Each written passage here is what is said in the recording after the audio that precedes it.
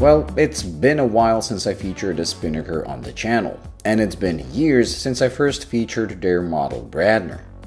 Inspired by supercompressor watches of the 60s, I loved the original and found it to be a better watch spec-wise than the similarly priced Dan Henry that appeared at the same time. Well, this time they turned things to 11, and this limited edition model with only 200 pieces available is really not for the faint of heart.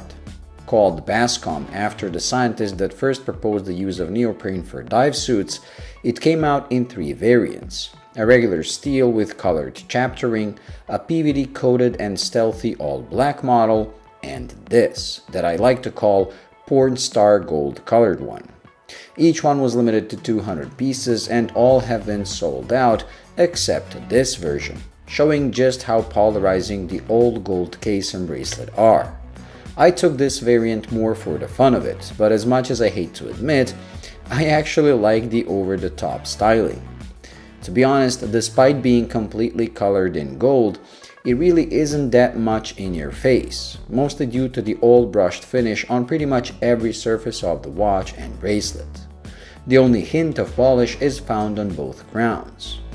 Speaking of them, the lower one is a screw-in type and features Spinnaker's N logo, while the upper one, used for the inner bezel, is non-screw-in type and features an arrow, making me first think they switched to a unidirectional bezel on this generation, only to find out the arrow is there just for decoration, as the bezel is bidirectional and quite frankly way too easy to turn accidentally, making it pretty much useless as a dive time backup. Still, style-wise, I do like it. The way they raise the numerals and minute markers really looks cool and makes them look like they're touching the crystal. The gold hands and markers follow the design language of the case and are the usual Spinnaker quality, with hands being too coarsely brushed for my taste and markers having some uneven lume application. Where the improvement can be seen is on the dial. Instead of their usual sandpaper texture that can sometimes look plasticky, this one uses forged carbon that honestly looks as good as a meteorite dial found on much more expensive watches. The bonus feature of the dial is revealed in the dark, as you realize they mixed some lume with carbon during forging, making it not only interesting, but also seem even more like a meteorite that came out of space carrying radioactive material.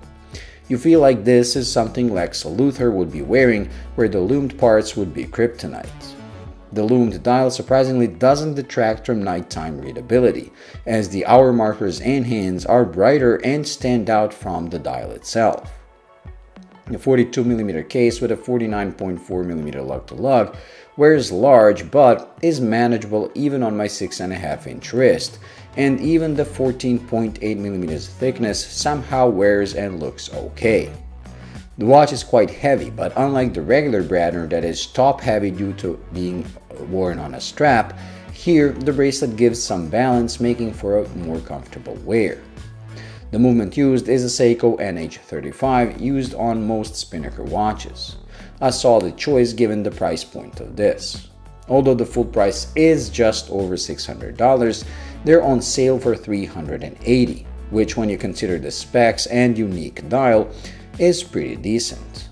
Like I said at the beginning, I wasn't planning on keeping it, as I just thought it would be fun to wear it here and there, but I started liking it and now I'm trying to justify keeping it, even though I know situations where I would be wearing it will be far and few between.